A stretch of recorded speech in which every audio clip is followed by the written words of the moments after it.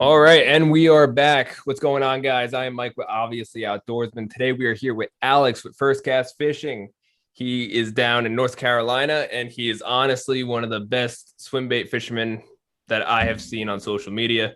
And especially for your age, man, you're just killing it. Every post is just consistent 5+ pounders. And what's your secret? If there's one secret to swim bait fishing, give me your one secret.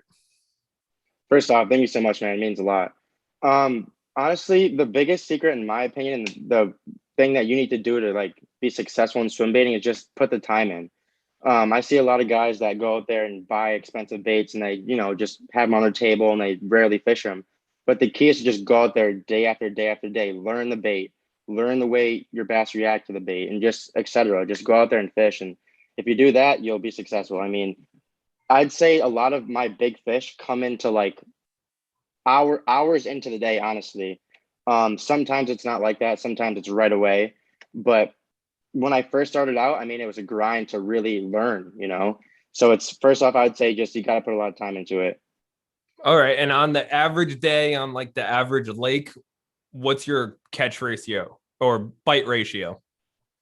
Okay, so usually that like the depends on the size of the bait, but usually if I'm using like a glide, I'm using for like a 6 to 10 inch bait. And I'd say like an average bites I get a day is probably 10 at most. Sometimes it's one or two, but mostly 10 bites. All right. That's not bad at all. I see you're ready. You got Mhm. all the swim baits laid out. Yep. Introduce yourself to everyone. Tell us your PB. Tell us where you're from, and then let's get into it. Yep. So I'm Alex Sample from First Cast Fishing. I run the account with Colin Revercombe. We started it in 2015 when we were little kids. I'm from Central New York, Syracuse, New York. That's where I've done the majority of my fishing throughout my life. Grew up there, and I feel like that really benefited me because, as you mentioned, I just moved down here to North Carolina, and the water's a lot different. It's not as clear, and it's difficult. So I think having that New York background really helped me a lot. But I started fishing when I was like 6 years old. The first bass I ever caught was a 4 pounder on a Yamamoto Senko. It was crazy. I casted like directly under a dog pile and it just smoked it. And that ever since that day, I was hooked. But my PB is 10-1 on a jig, and my swim bait PB is 8-11 on a HUD. So pretty close, but I've been fishing conventional much longer. So I'd say that's why my PB is bigger for that. But yeah, and I primarily just like nowadays it's basically just swim baiting. I've put in a lot of time and a lot of money into this stuff. I mean, it's an addiction now. Ever since I got my first bite, I think how old was I? I think I was 12 or 13 when I got my first swim bait, and it was a Huddleston. It's this one right here. This is the exact one, a 6 inch, just regular ROF 5 Huddleston. The first bass I ever caught in that was a 6.2. So ever since that, I was just addicted right away.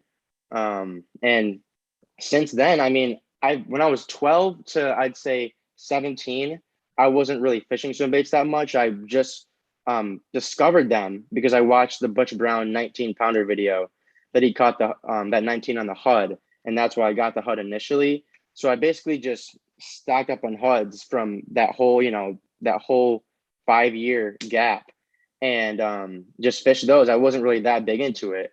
And then I discovered the glides and the more, I'd say, advanced soft baits. And ever since then, man, it's just been an addiction. I've been fishing them almost every day. I fish tournaments every now and then, have a YouTube, but mostly, man, it's just like going out there, no camera, just grinding, trying to get that one big bite and then posting it.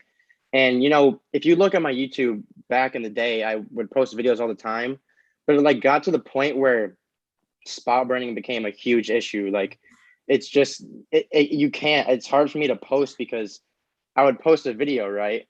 Then the next time I go there, everyone and their mom is fishing there, and it's just like, what do you do? So And I feel like in certain states, spot burning is much worse than other ones. Like where I come from, New Jersey, it is terrible. Like you burn one yes, spot because Jersey's very overfished and there's only little hidden gems. And when too many people hit that, that spot's burnt. It's gone. yeah, The fish will still be there, but trying to catch them is going to be much harder. Hmm. But how long have you been swim baiting? So I've been swim baiting, I'd say, so I'm 18 now. So like 6 years. 6 years. And how many Yeah, approximately do you think you've caught on the swim bait? hundreds. Hundreds. Yeah. Really? Hmm. That's good. Yeah. Because I've been swim baiting for about, I don't know, a couple months now. I started in the spring, and I've land the amount of followers and bites I've got were high, but I've only Hmm. landed like maybe 10 fish on the swim Yeah. bait. And it's honestly astonishing, because for me it was very intimidating to get into the swim bait, because you're throwing a massive bait, whether it's 8-10 inches. And my first fish on the swim bait was like a 2 pounder. The Hmm. bait's almost bigger than the fish. And I feel Yeah. like for a lot of people, that what keeps them from getting into swim baiting is the intimidation factor. And in my opinion, even on like little worms or just throwing the jig, you catch super small fish, even on big baits a lot of the time. And in your opinion, um, what is your number one go-to swim bait? That's a hard question, man. But I'd Like have to only throw say, one for the rest of your life.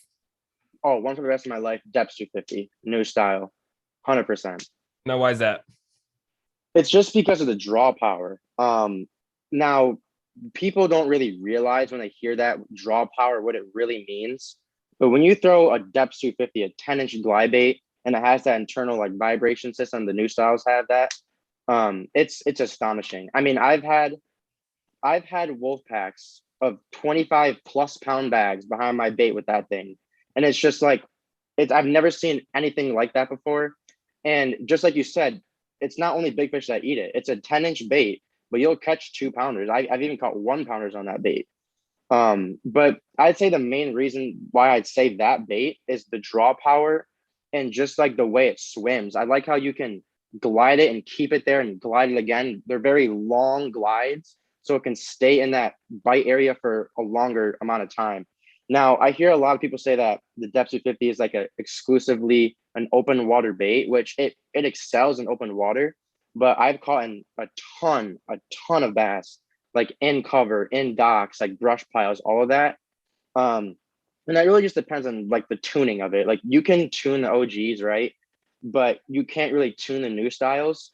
But that being said, just because you have one new style that swims a certain way, the next one you get might not swim the same way.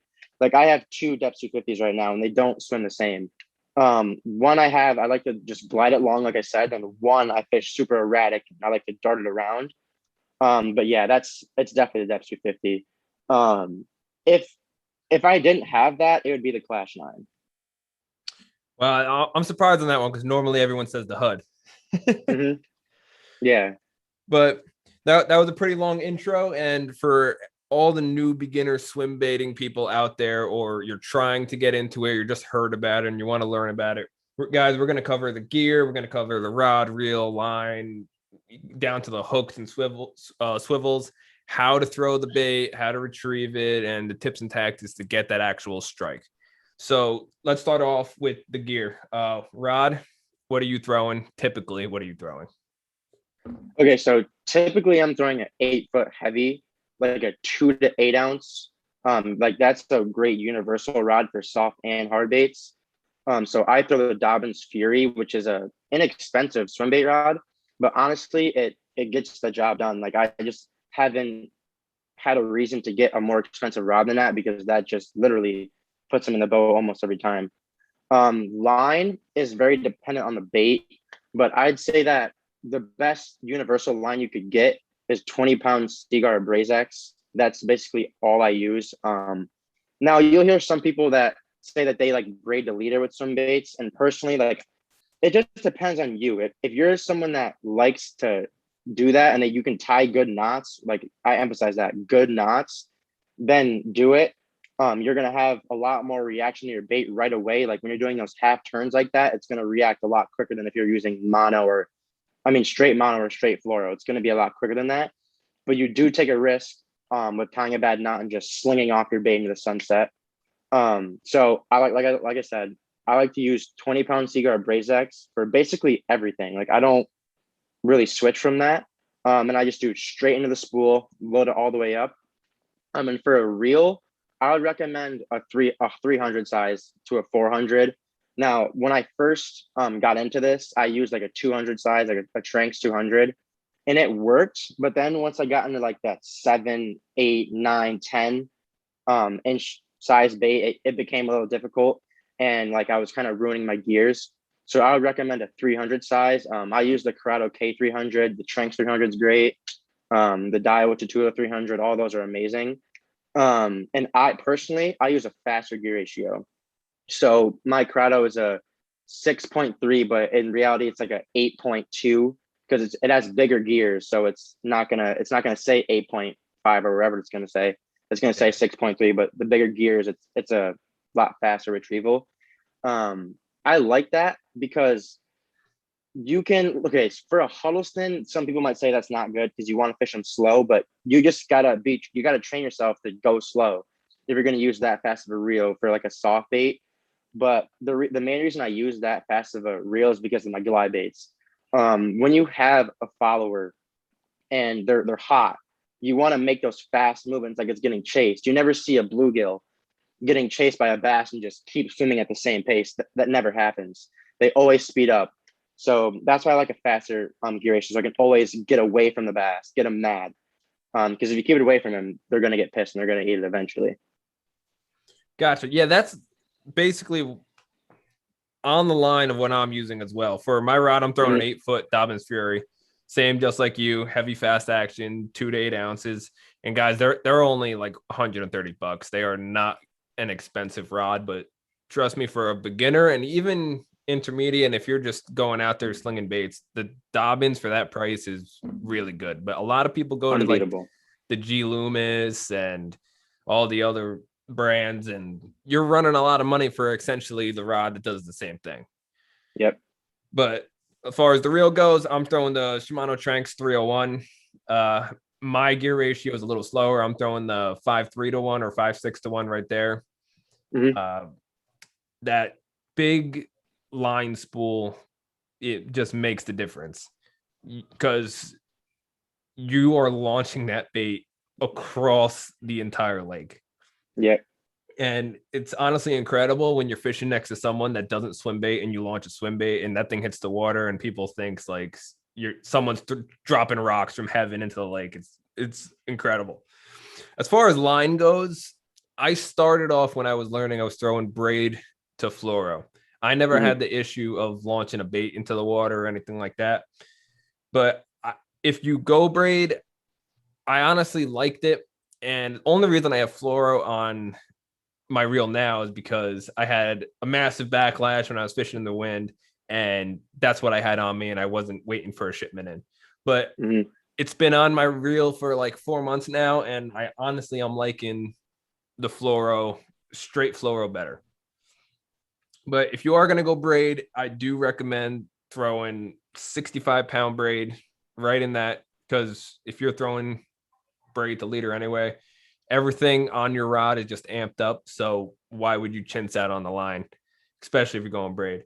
And then for me, the best that I found, I'm throwing the FC 100 shock leader. And people think that for the leader, you want to throw fluoro, when in all reality, many swim baiters throw mono versus fluoro. It has that stretch. If you have that fluoro and you just straight up jack a fish, you're snapping off. Yep. Do you agree with that? Clean off.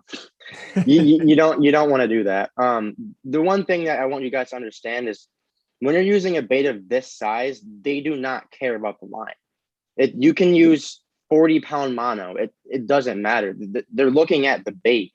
I've had bass run headbutt a dock because they're so tuned in on my bait that they're not looking at anything else. They're just emulating the same action right behind my bait, just zoned right in. They're not really caring about the line. Now, I will say, if you're using like a HUD or a bottom soft bait like that, then it might become an issue. That situation, you might want to use fluoro. But yeah, I've used braid to leader as well. It works, but like you said, the backlashes happen. and it's a big risk of just snapping off a bait. Um, but yeah, like I said, I think the best thing to use is just straight fluoro. It's strong. You hook them good. There's no stretch, and you just get that good hook set clean in. One thing I will say, so I don't forget it, if you're using a glide bait, you do not want to set the hook hard. I see a lot of people mess that up. I've seen countless people lose their personal best, even the biggest bass they're ever going to see, because they get really excited and they see a giant bass just inhale their glide bait, right? And they think that it's like a regular conventional bait and they have to set it hard. But when in reality, you spend the money and the time to get the right hook so that you can just sweep right into them and it just hooks them. You don't want to rip it. Now on a soft bait, you want to set the hook hard. You want to drive that hook home, because let me just pick up a bait. This is a Matt Lure's hammertail shad. So if just imagine this thing getting eaten, right? It's going to get engulfed. If it's the fish you're looking for, it's going to go all the way down. Now there's a lot of plastic here and a little hook right here. Now, if you wait a second, or if you don't set as hard as you can, you're risking the plastic getting into your hook and popping it out, or the hook not getting in all the way. It's just not worth it. Like I said, you spend so much money, so much time on this genre of fishing that when you get the chance, you want to capitalize. So on a soft bait like that, a top hook soft bait, as the second you feel the bite, because one thing I will say, I learned this from Tactical Bass, and ever since sometimes I watched, bass eat my soft bait, right? And I wanted to see if this was actually true, and it is true. When a bass engulfs your bait, right, you don't feel it going in. Like when the bass eats it, you don't feel any of this. But once it's in and they close their mouth on the line, that's what you feel. That's that one tick that you feel. So as soon as you feel that, you want to drive the hook home as fast as possible. Don't even hesitate. Even if you don't think it's a bite, especially if you're a beginner, because some people get thrown off by the bites. Like sometimes the bigger the bigger the fish, the softer the bite's going to be. So you want to set it right away. And then just drive the hook home and just reel until she's to the boat, because they can shake those top hooks easily. Yeah, that's funny you mentioned Tactical Bass, and I got to give a big shout out to them guys. They're like the OGs, and like they're teaching many people on the daily how to swim bait fish. And for me, before I got into swim baiting, I watched weeks and weeks of just videos online on what I should do, what I should get, what baits to start with, and all that stuff. Now, you mentioned a very good point. You're spending all this money on the right hooks, the right swivels, the right baits, the right line. Do you switch out all of your treble hooks? Yep. Now, if you guys are watching this right now and you hear, oh, I don't want to spend the money to do that, I don't want to change my hooks out, like it should work, it's a hook, you want to do it, man. Here's a story for you. So I was using a Sneaky Pete. You know that bait is, right? Yep. Yeah, a G-Rat Sneaky Pete. And this was like one of the first ones I got. I was stubborn. I didn't change the hooks, and I went to Florida. And we were just fishing along. I caught a 5.5 pounder on it. So I was confident, right? She got hooked perfectly. Then I come across this one fish, one of the biggest bass I've ever seen in my life, easily 10 plus. Right on the bank, casted my Sneaky Pete right to her, glided it by, glide. She ate it right away. And I set the hook and I just saw the hook just go straight in and just straight out of her mouth. And that was on a stock hook. It's not worth it. Like I said, you put all this time and money into it, and then you get that chance, you want to capitalize. And that's just one of my many stories. Giant fish, 10 plus, just gone just like that, because I didn't want to take the time to switch out the hook. Now, I would highly recommend you do it on every single glide bait you get. I like to use owners. I mainly use the owner ST36 for a lot of my glide baits. It's just perfect for me. And the quads are also amazing hooks. I've just found that even with the owners, man, it's just a treble hook, three hooks. I'm always like ripping the fish's mouth like a lot. Have you had that problem before?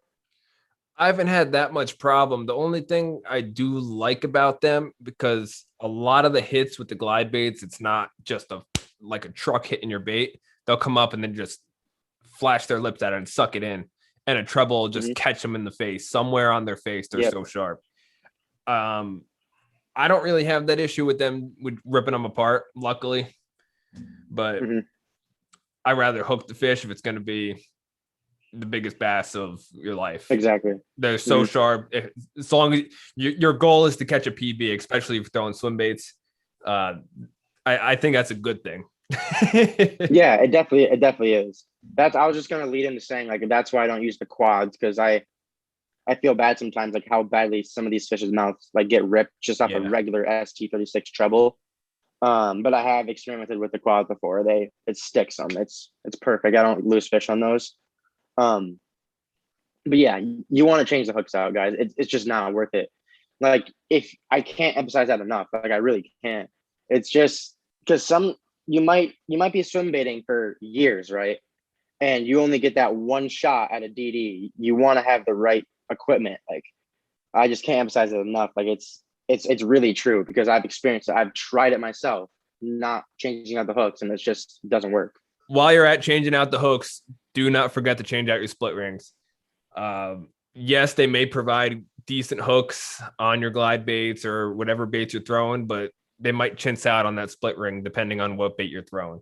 You might as well just spend the extra couple bucks, throw on a new split ring, throw on new treble hooks, and then you're guaranteed confidence for one, because confidence is one, like the number one thing in swim baiting. If you don't have confidence, then you're just not working your bait right. And he's going to show you an extra tip on your glide baits, depending on what brand you get. If you don't have the eye slot coming off the bottom of your baits that go 360 all the way around, and it only has one split ring and it locks when it turns each way, throw two on there. He's going to show you how it looks if he has one out on your desk. Do you have one out? No, but I can do it. So here's a fish everything paperweight. Now, this is a bait that has the 360 hook hanger. So I don't know if you can see that, but I can turn this. I can just keep going, right? So it's not locking up. And that's, so when you hook a fish and they keep twirling and they keep trying to shake it, chances are it's not going to come out because they don't have any leverage to get rid of that bait. Now, here's a depth 250, which doesn't have that. And if you see, if I turn this, right now it's locked up. So if a bass turns, it can keep going once it gets to this point, and that bait's just going to slide right up and come right out. So if you have a bait like that doesn't have the 360 hook hangers, I would recommend doing that. There are a couple baits where I don't do it just because I feel like it doesn't matter, just because of the hook size. But it's all about confidence, right? Like you mentioned earlier. In swim baiting, it's about confidence. You want to be confident, because if you're not confident, it's really not going to work out as well as it should. So when you have that double split ring like that, it's just reassuring yourself that there's a way lesser chance of them spitting the bait. So I have done it with and without. Like, I've experimented. I put time in with double split ring and regular. It really just depends on your fish, right? So if you're using a depth 250, I know I keep saying that, it's one of my favorite baits. If you're using a depth 250 and you catch it, you hook a big 8-pounder, right? And she's a diver. There's a great chance that bait's not going to come out. But if you're down south, since those fish usually jump a lot more, if you hook a big 8-pounder down south, there's a great chance that bait's going to come out if you're only using one split ring, because it's such a big bait and there's so much weight to it that if they get to that point where it's locked up like that, it's easy for them to just get that leverage and just shake it right out of their mouth. It's easy, really. And I've seen it time and time again, where I've hooked a fish, right? Got him right up to the bank, like literally in grabbing distance. And I do that last head shake and the bait just flies right out. So honestly, it's preference, but I would recommend doing it. Like I said, some of my baits have it, some of my baits don't. It's just like still experimenting to see what I really want to do, but I would recommend it for sure. Gotcha. Now we're talking about the Huddleston Depth 250. We were talking about glide baits, and for a beginner, if they've done zero research, they have no clue what we're talking about. Let's go over the 4 basic types of swim baits. So we got the glide bait, or we'll start with hard baits and soft baits. So in the hard bait section, we got the glide bait and we got the multi-jointed baits. What are your top picks in that section? Like both multi-joint and single joint? Yes, let's start off with single joint or glide baits, and then we'll go to multi-jointed. So just like the baits I use? Yeah.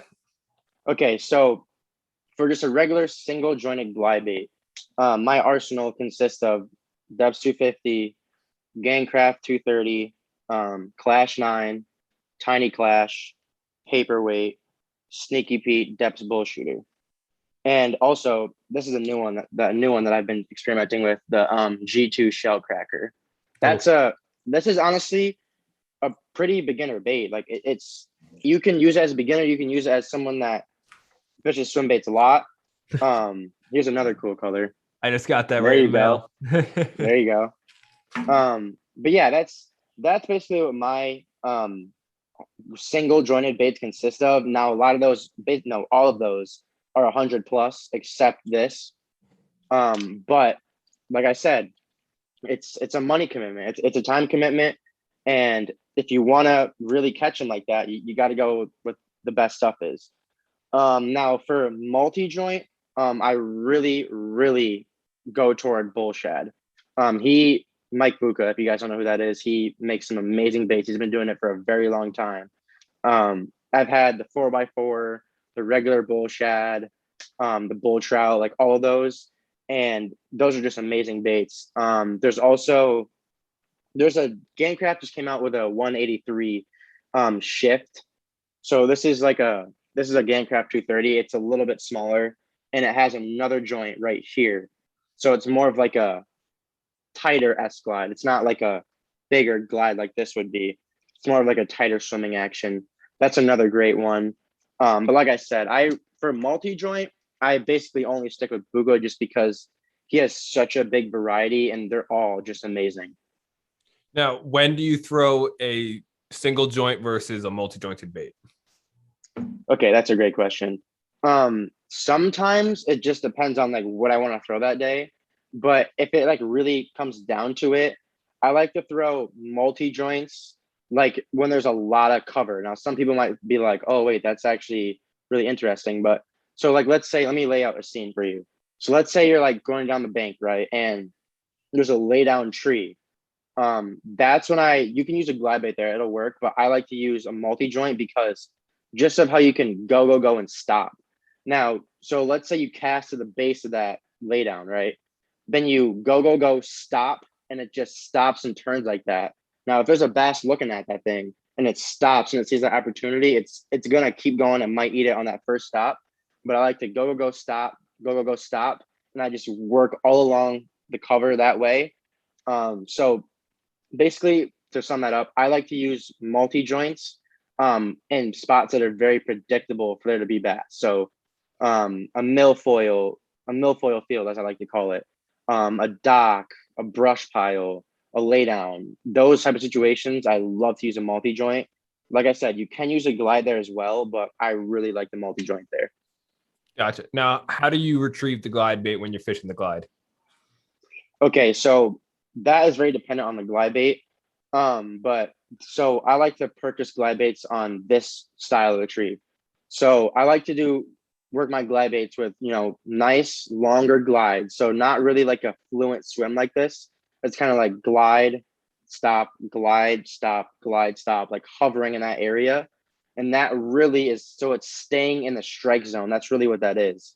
Because if you're just going through like this, the bass might see it and might come up to it, but it has a shorter, range of time to do something.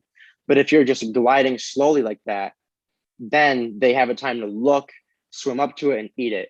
So I like the glides that I can go like that. Like I said, nice big glide. But then once I get a follower, it's twitch. Just really try to get them to react. That's something that I've learned right away, honestly. If you just keep gliding it. Now, if you're fishing a non-pressured swim bait place, they might just eat it on the regular, swim like that. But if you're fishing somewhere where there's swim bait pressure, or even sometimes there's not been swim bait pressure and this has worked, I like to, like I said, glide. But once I get that wolf pack or I get that single follower, I like to really go fast because that's what gets them to react. That's more natural, you know.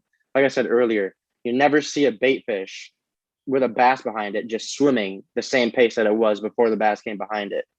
Um, so I like to really speed it up. There was one video I posted of me using the Clash 9, and I got a ton of DMs about like saying like, why are you using it that fast? Why are you using it that fast? And in that situation, I saw the bass, I casted to it, and immediately it came to it, right? So there was no like initial gliding until the bass came up. Like it already knew as soon as it hit the water. So that's why I immediately started twitching fast to get that reaction bite. Gotcha. Now, how often do you do the famous 180 on them? Okay, so And explain what honestly, that is for people that don't know what the 180 is. yeah. So basically the 180 is where you just turn, not it's not like a 360, obviously. It just you turn the bait to the side 180 degrees. Um like like that. Just turn it and make it look at the bass. Um I do that a lot. It just pisses them off. I mean, to be quite blunt, like they don't like it when a bait fish just comes around and turns and looks at them. And what you're trying to like emulate there is um a bait fish or a anything that busted its prey, the predator. So if a bass is behind it, it's swimming along behind the bait, it still thinks that the bait fish doesn't know it's there. But when you 180 it and it makes the bait look at the bass, so that makes the bass make a decision.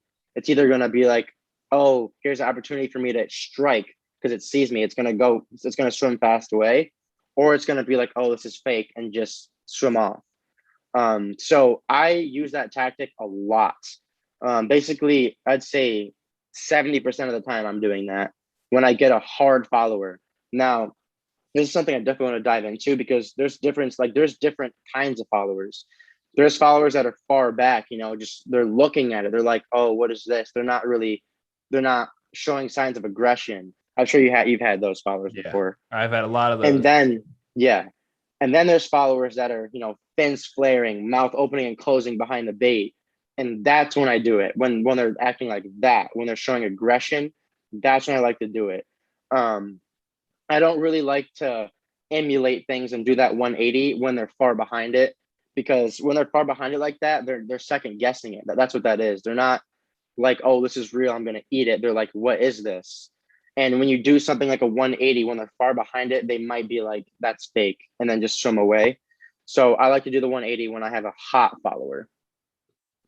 Gotcha. Now, how often? So you don't. How many times per cast do you do the 180? Do you do it only when you see the follower? Do you do it halfway through your retrieve or what? I only do the 180 when I have a follower. I've just found I don't think I've ever gotten a bite like just going right with no follower and just turning it around and getting hit. It's always when I see the follower. It's never, just it's not a part of my regular retrieve. Gotcha. All right. That's pretty good. Do you want to touch on any other subjects on the glide bait or multi-jointed before we move on to soft baits? Yeah. One thing I will say is, so if you watch like Tactical Bass or basically anyone that talks about, how to swim bait, a lot of guys like to recommend like a cheaper bait, like an S wave or a Sneaky Pete, a Stormarashi. And those are great baits, like they catch them. But like after really swim baiting and spending thousands of dollars on baits, I really, really feel like if you're gonna be a beginner, I think you should start with a more advanced bait off rip, just because you're gonna get what you want immediately. Like some people might say, oh, like you need those like cheaper baits, like it's part of the progression, and it is. That's what I did. I started with the cheaper baits and worked my way up. There's someone that just wants to like do it like you don't want to be a full swim baiter, like you just want to try it and like catch a big one right away. I'd recommend going, Clash 9 TK right away. Just because of the versatility of the DRT baits. Now I wouldn't recommend going with like a Depths 250 or Gangcraft or a Paperweight right away, because those are like it's not the same. Well, the DRT bait. Let me just. So this is a Clash 9, right? Now this thing, you right now I have it in glide mode, so that's just regular gliding, right? But if you're a beginner, this is great because you can make it a crankbait, a wake bait, a glide bait. You can make it have a dead walk mode, which is like an action I've never seen from any other company. It's just so many different baits in one, just off rip. And I would much rather you guys spend, 120, 150 bucks on one bait that has all those other baits in itself. You know what I mean by that? Yes. It's just you're not going out and spending money on all these different types when you can just get one and do all those same actions. I do agree with that, but for a brand new person swim baiting, like they never threw a heavy bait, whether it's 6, 7, 8 ounces, I would also recommend buying a cheaper version like the Sneaky Pete or the S Waver. Throw that for a little bit just so you get used to the weight, like lobbing it into the water. So just so you don't buy a brand new one and just go snap, and then you're just sad for the rest of the day. Yeah.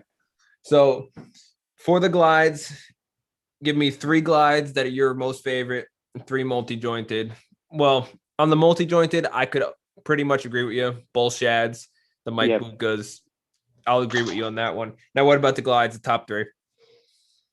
So top 3, Depths 250, Clash 9, and the last one I'm gonna have to go with probably the paperweight, just because of what I've done with it. I mean, it's the only glide bait that I've had a double header on, which means 2 bass in the same bait, and I caught like a 5.2 and like a 6.9 on the same exact bait, and it was just ridiculous.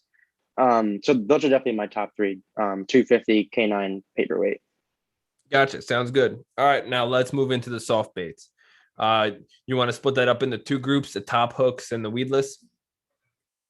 Yeah. So basically, I'll just show you guys what I have. I'm basically just I'm in my man cave with all these swim baits. Now, I'll show a different one since I already showed that one. So here's like a 8-inch top hook Huddleston. So this is one variety. And this is a wedge tail. So that you could also split it up into that too, like wedge tail and boot tail. An example of a boot tail would be a mag draft, a 316 rising sun. Let me just compare the tails really quick. You can see the different tails right there. The wedge tail just moves better in colder water. It's a different, just little wobble action.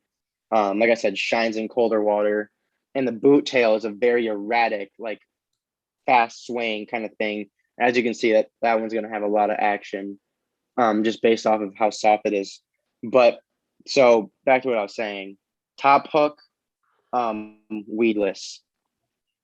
Now it really just depends on what you're fishing, like when you're going to use these 2 different things.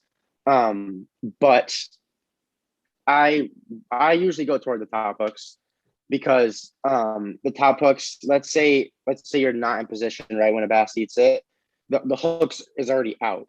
It's going in with an exposed hook. So let's say you're a second off the bite, or you didn't know it was a bite and you set it late, the hook's already out. So when it went in, there's a chance that it clipped them, as with like a weedless bait, it's when it goes in, there's no hook touching anything. So you gotta, you're gonna have to set it right away, and you're gonna have to know what you're doing essentially to get a good hook in there, like with a high percentage. So like I said, I usually go toward the top hooks just for that reason. What do you do? Which ones do you like more?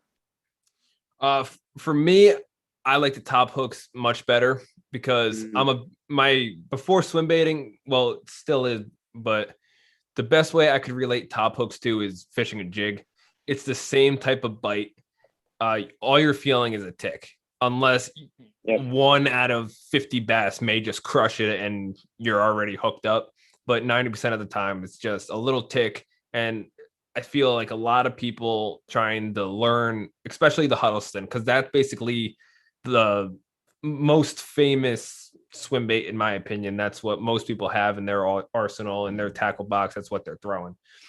The top hook for me, I experimented it with colder waters and into the spring. Like this year, I don't know if you saw on Instagram, I was out there fishing. Mhm. I caught my first fish on the Huddleston at that time, and I caught it about 2 feet off the bank, and I was just burning it down the bank just like a spinner bait. Now you could fish it like that once the water starts warming up a little bit, or during the winter, which is really where that vortex wedge style tail shines, because not many baits hold their action in the colder water. And when you get a bite on that top hook, you just lay into them with every bit of muscle that you could just muster up. Just like the complete opposite on how you said on the glide bait. You don't want to completely jack them. You want to almost reel into them and give them just something little, because if you just yank them, you're probably going to yank it away from that fish. Mm-hmm. I've tried a couple weedless baits. I do love the trash fish. The amount of action on that, and for the smallmouth, it's an incredible bait. Do you have that one out on the desk at all? Broke. I had a ton of them like a couple months ago. Broke them all off on pike. All right, so here is the trash fish right here. This is probably one of the softest swim baits that have personally experienced. With hooks in, these are both 10-inch baits. You can just see how much, even if I take this hook out, it basically bends over on itself just completely. That's how soft the bait is. It's just a completely soft bait. And I feel that this bait right here works a lot better for the smallmouth, especially up in the northern regions like Jersey, New York, and as farther up you go. I have heard, especially from Tactical Bass, and that this bait was kept on the low for many years, and people are just finding out about them when I'm going into my tackle box, my dad's tackle boxes, and I'm finding very tiny versions of these, like probably like 2-3 inches. And I took them out, went to the river, and just completely annihilated the smallmouth on them. But with this, you could basically rig them through the nose, get like a 10-12 hook. I prefer the owners, and you basically just Texas rig it and you just crawl them across the bottom. And when we're talking about HUDs, because we haven't touched on this yet, the ROF, people that don't know what ROF means, basically the rate of fall. So this is an ROF 5. There's ROF 12s, ROF 0s. It's basically the whole range from wake baits to super heavy when you're fishing deep, ledge fishing for bass and all that good stuff. Now, being that we're on the HUD topic, why do you think that this is, in my opinion, the most famous swim bait? I think it's the most famous just because of where it originated, and like it originated in California, right? And Butch was one of the first guys to have it. And back then they were doing, all trout stocks, annual trout stocks, monthly trout stocks. And this thing, I mean, looks identical to a trout. I mean, there's very few baits really that can come this close to a trout. There's a couple other ones I won't name right now, but it's, a trout. And it just was so good for those trout eaters back then. And so many guys were just hammering fish on them that it just started spreading across, the country, and everyone started hammering them. But the science of it, I think the reason they're so good is just because the way how you can creep them, and they have a super natural swim. Like if you've never used a HUD before, it's just, it's just a very nice tail wobble, literally just like that. And it's just super natural, and you're really tricking them. Like it's not like a glide bait where you're kind of getting to react. Like they're really eating it because I think it's real. But it's just, I think the main reason why it's the most popular is just because of the swimming action and the profile. Like you notice how, let me compare another one.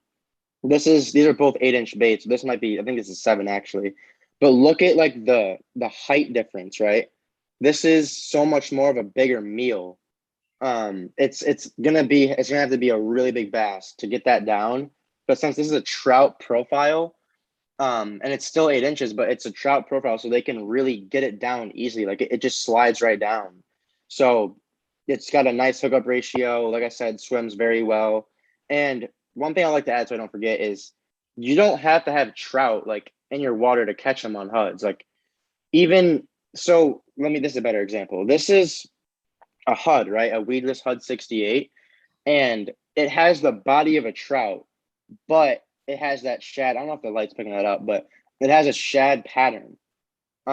It's really, when it comes down to it, guys, what gets them is the swim. So like, let me try to come up with an example here. Like, let's say you have a pond, right? And it's always had bluegill in it or something like that, and then you just throw in a shiner or a trout. The bass isn't gonna be like, oh, what is that? I'm not gonna eat that. It's gonna smoke it. Same with this. It has that awesome realistic swimming action that when they see it, it's just they're so prone to eating it just because of how good it swims. Now, now you mentioned the thicker body and the bluegill and all that. Now, do you prefer a bluegill body bait or a bluegill style bait in like a HUD, a glide bait, or anything else? Just because the bait's more slender or fatter? Give us your opinion on that. So I personally think that the big bluegill baits are just like I tend to shy away from them because they're so big. Like even in the real world, like a bass when it eats a bluegill, a lot of the times it's gonna choke. Like I've seen countless floating bass with just a bluegill stuck in their mouth, or even like a big gizzard shad. So I tend to go towards something they like to eat. Um, Now, when you're fishing a fishery that has giant bass, they're not really eating bluegill. Like a bass can get big off of eating bluegill, but they know what they're eating. They know what they like. They're just like us. They don't tend to go for that type of prey species unless it's the only thing they have. If they have a spineless forage that they can eat, like a shad, a shiner, a trout, they're gonna try to eat that because it's just so easy to get it down for them.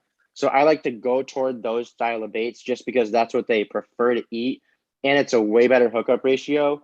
So like let me just really show. So this is a depth bull shooter, right? This is a 160 millimeter size. This is honestly a tall bait. Like it's a tall bait. It's a bluegill replica bait. And back to the paperweight, right? It's a shad, but it's skinnier than it. So I tend to go toward this because it's got that skinnier profile. And when a bass comes up to eat this, it's a lot. It's got it can get it in there. It can really eat it and not have that trouble of missing the hook, just going for the body. Because with that bull shooter, I've missed tons of fish on that thing because I see them just like hitting the side of it, like the body, and not getting hooked. So I really like the slimmer baits as compared to like a crappy or a bluegill.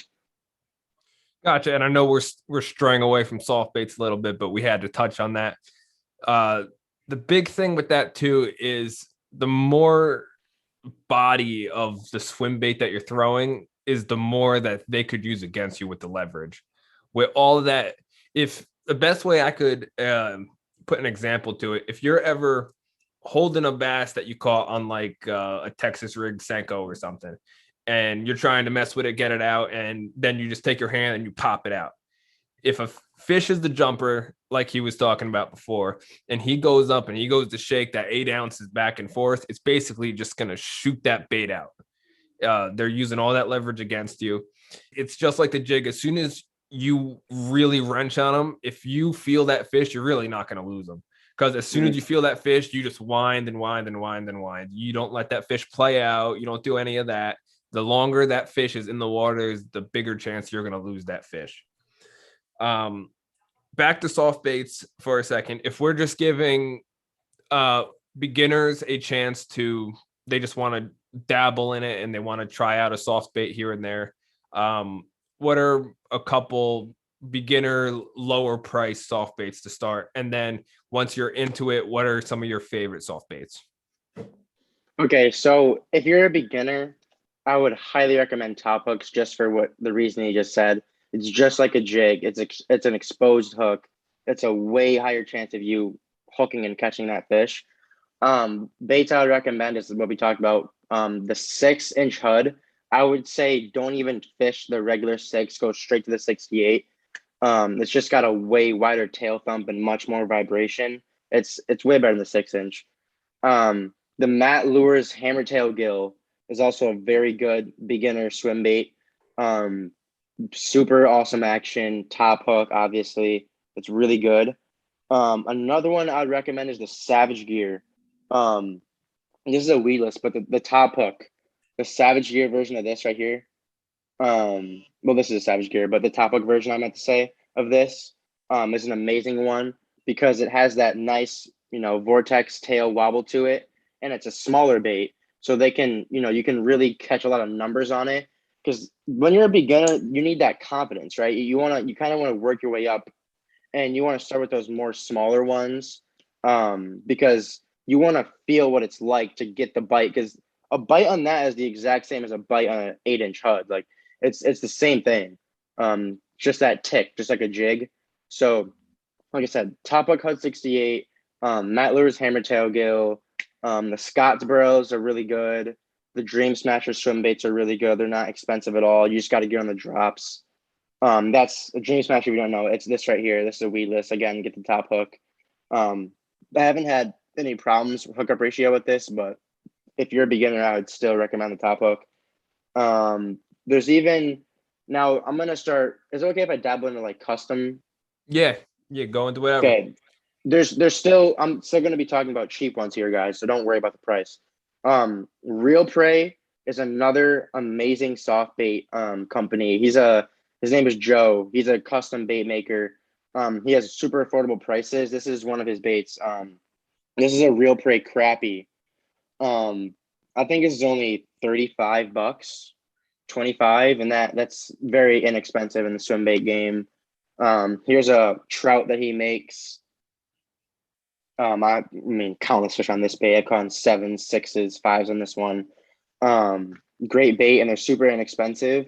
So honestly, that's a great one. That's a great company to go to if you're a beginner, because he has gills all the way to 10-inch trouts, and they're all super reasonable. But if you just want to get them easily, don't have to wait a long time. Like I said, Hud 68 top hook.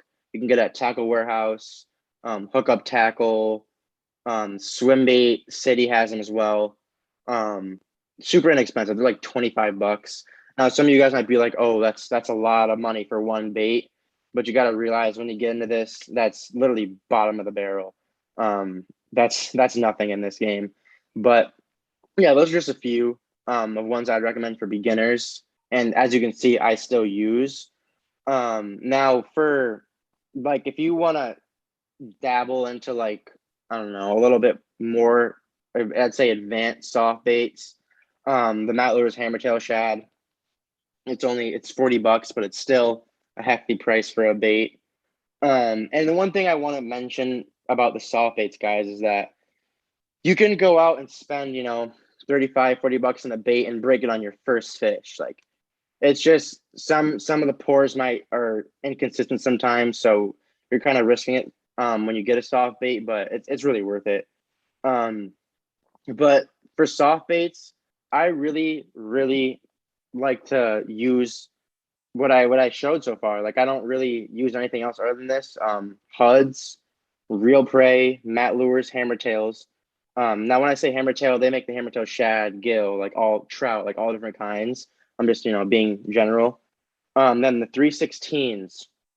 Now, this is one that I would say is not for a beginner. 316 Rising Sun. This you want to use, in weeds in a spot where you don't want to get hung up, right? It's a weedless bait. But the thing is, it is a bigger bait. Like, here's an 8-inch Hud. As you can see, I mean, it's the same size, really. So the reason I'm saying this is more advanced is because you're gonna get a lot of bites, right? But they're not always gonna get all the way up to the hook. Like, you can see the hook is all the way up here, and there's still a lot of room on the bait. So you want to be, in the swim baiting when you get this, because a lot of times I've had to, when I first started, I would just set, right away, like on those soft baits, because I was trained to do that from watching videos and stuff. You want to set it right away, right? But on a weedless bait like that, if sometimes I like to, go, go, go, like I'll get a bite, right? Now with the jig hook, you set right away because it's exposed hook. But with a weedless, I keep going, right? Because it's when a bass eats a bluegill, the bluegill's not just gonna sit there in the bass's mouth and just be like, "Oh, I lost." Like it's gonna try to get out. So when you're reeling like that, don't worry. Like it's just emulating the same thing, like the bait trying to get out. So what I'm doing there when I'm reeling like that after the bite is just making sure that it's all the way down. Because like I said early, I would set right away and I'd miss fish.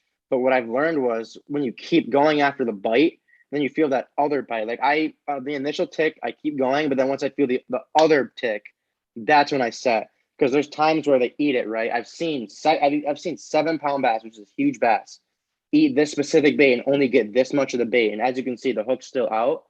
So when you're still going like that, still retrieving, it's like, oh, I can't let it get away. So it chomps down again. And that's why I keep going to get that reassurance that the bait is all the way in there. That's why I say it's not a beginner bait, because with those weedless baits, there's a lot of the times they don't get it down right away. And it's weird, right? Because with a top hook, I've had a lot of them just like engulf it, but for some reason on these like bigger weedless baits, it's not the same. I got to keep going and then wait for the second, and then I set it. Yeah, that's definitely a strange one there, because when I was learning how to throw like a Huddleston, never catching a fish on it before. I've had 20 plus followers come at an 8-inch HUD and just come up to it like interested and then go away. I've had in that frame of time, I've had probably 5 to 10 bass actually come up from the bottom up, like swimming it right over a down log. I had like a 6-pound smallmouth just T-bone it from the bottom up, didn't get the top hook, and then just spit it, swam away. So swim baiting takes an incredible amount of patience, because yes, you're going out. If you're only going to throw a swim bait for like 2 minutes out of your trip, it's not even worth picking up. You Nope. want to basically not even bring another rod with you if you're going to be throwing a swim bait. You just want to put your time in, and yes, you may get less bites depending on what size swim baits, because some people think swim baits okay 4 inches, some people think 8, some people think 10. But if you're throwing from the 6+ inch swim baits, it takes commitment. You're going to get less bites, but then bites are going to count, and you got to capitalize. That's why we went over all the gear. We went over the line. We went over hooks and upgrades and all that stuff. But we're nearing the end of this, but I do still want to hit on the places you throw them. Do you just pull up on a lake and you just launch it in the center of the water, along the bank, around cover, docks? Tell me where you throw the swim baits. Okay, so when I first started throwing swim baits, I was, a little bit stubborn. Like I only chucked them like an hour of the day, which is still, in my opinion, not enough time if you really want to get good at it. And I would just chuck it at, targets, like things that have like would obviously have a bass on them. But now I like to throw them, just go down the bank, throw them, even open water, just throw them. Because what you don't realize, what I brought up earlier, is the draw power, especially if you're not. If you're fishing a place that people don't throw swim baits, like it's actually crazy where you can just chuck a swim bait along the bank or just make any random cast and have a bass come 20, 30, 50 feet, depending on the water clarity and the size of your bait. So to answer your question, nowadays I just go right along the bank and chuck them. But I do like to change like my bait depending on what's in front of me, you know what I'm saying? So like there's some baits I like to call a target bait or like a cover glide. So I'm throwing at targets, and so I like to have, so I have my big swim bait rod, right? Like the Dobbins Fury. Yes. But then I have, like a rod for my smaller baits, like the Tiny Clash, because you can throw this thing on a regular rod. Like you don't need a swim bait rod. So what I do is I'll have a bigger bait, like a 8 to 10 inch glide bait, right, on my swim bait rod, and I would just be chucking that down the bank. And then let's say I see a target where I think that I can't really use my open water glide there because it's gliding too wide for the bass to eat it. I'll pick up a target bait or a cover glide, then chuck it straight at my target. So, it really just depends on what's in front of me, but I just chuck them everywhere, man, because the draw power is so immense on these baits that you can give a kid a depth 250. It's his first time swim baiting, and he could catch a 10-pounder. It really is like that with the draw power on some of these baits. So, yeah, just anywhere. But I like to throw at targets for my smaller baits. Gotcha. All right. And to wrap it up, essentially, if people have made it this long in this podcast, your top 5 tips on swim baiting, and then we'll wrap it up from there. Okay, so I'm not gonna say these in order. I'm just gonna, just say top, just 5 tips. My number one, like I said earlier, put as much time into it as possible. Don't be the guy that casts their swim bait for 2 minutes and you get bored of it. You got to do it the whole day. Trust me, it's really worth it. Number 2, remember that you always want to keep your eye on the bait. Now, if you're using a glide bait, you want to really, I can't emphasize this enough, you need to stay locked on your bait, and you have to have polarized sunglasses, because let's say you're just going along, right? It's not like a chatterbait or a spinner bait or something like that where you can just wander off and retrieve, and you just get a hit like that. You want to be looking at your bait, because like I mentioned earlier about the 180, I only do it when I see a follower. And glide baits are super dependent on, what you see and how your followers are reacting. So always stay locked onto your bait. Third, make sure that you're always checking your line and always retime, because I've mentioned this so many times. It's just, like I said, so much money, so much time. You wanna do it right, man. You really want to do it right, because it's truly heartbreaking. I've done it, man. Like I said, I've done it. You want to make sure that everything is perfect. You want to take the time, because once you get into this, you'll see it. You'll see it. You'll see the biggest bass of your life behind your bait, man. And sometimes they'll eat it, sometimes they won't. And if you have a nick in your line right above your knot, and the 10-pound bass, 8-pound bass eats it, gone. So line is another huge one. Polarized sunglasses and keeping your eye on the bait, I guess that can fit in the same one. Another one would be just get the right rod. Don't be the guy that goes out there and says, oh, I can't get that rod right now. I'm just going to get the bait and chuck it, just chuck it on my 7.3 medium heavy. It'll work. No, you want to have the right equipment, because it's what you need, man. If you don't do it, you're going to pay the price, and you're going to be there heartbroken. Trust me.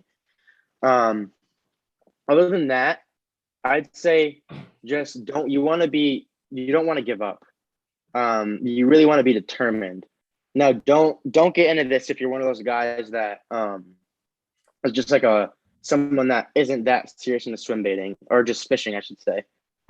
Because it's a very serious tactic, swim baiting. It's not like going out there and casting a drop shot. It's not like going out there and casting a jig. It's very serious. It's a lot of time and commitment. You want to be, if you're going to do it, you want to be someone that's into fishing, like you really want to be into it to get into this, because it's not cheap.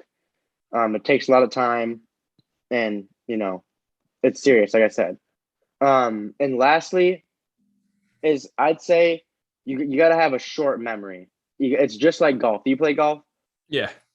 It's just like golf. You want to have a short memory, because you can go out there and hit a terrible golf shot and then be like, oh my God, I suck so bad. And then play like terrible the rest of the day.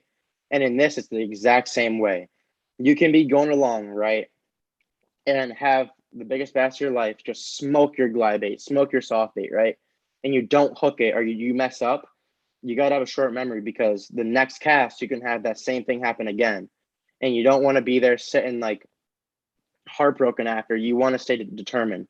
I can't tell you how many times where I've, lost a big one or had a big one miss the bait or T-bone it and not get hooked, right? And I cast back and catch a different fish or have that same fish come back and eat it again.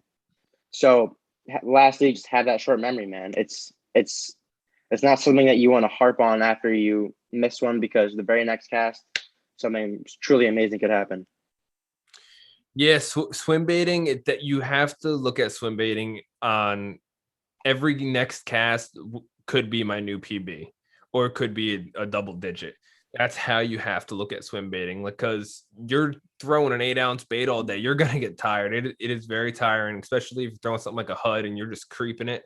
Yeah, a lot of people might just simply get bored on it, but you have to view it as my double digit or my personal best will come on this cast. You have to be laser focused, because when you do half-ass hook into a giant fish and you lose them, you're just going to be kicking yourself even more in the end of the day. If you guys have not gotten into swim baiting yet, go in and do a ton of research and just freaking pound the banks, pound the water, and you guys will not regret it. Thank you, Alex, for coming on. Obviously, Outdoorsmen podcast with me. Let us know what you got going on, Instagram, YouTube. Say what's up. Yeah, so thank you for having me on, man. It means a lot. And if you guys have any questions about like anything I said, just DM me. I'm not one of those guys that doesn't respond. I always respond. But First Cast Fishing 1 on Instagram, TikTok, just regular First Cast Fishing, YouTube, regular First Cast Fishing. So just search me on there, you'll find me. I have mainly just entertaining videos in there, just, cast to catches, and all different kinds of stuff. Pretty cool stuff. Then on my Instagram, it's mainly just big fish, like as you said earlier. I have a couple cool videos on there, but it's mainly just it's just a way for me to log my catches over the years, So when you go to my page, you'll just see endless giant bass. So yeah, thank you for having me, man. Thank you for coming on, man. And we're gonna have to get some more podcast in soon down the road, and we'll dive into certain little nooks and crannies on the swim baiting, on other topics, and just a bunch of stuff down the road. All right, man. Thank you. And thank you guys for watching the Obviously Outdoorsman podcast. If you guys have not, check out our YouTube, Ultimate NJ Outdoorsman, and drop a like, subscribe. Thanks, guys. Peace.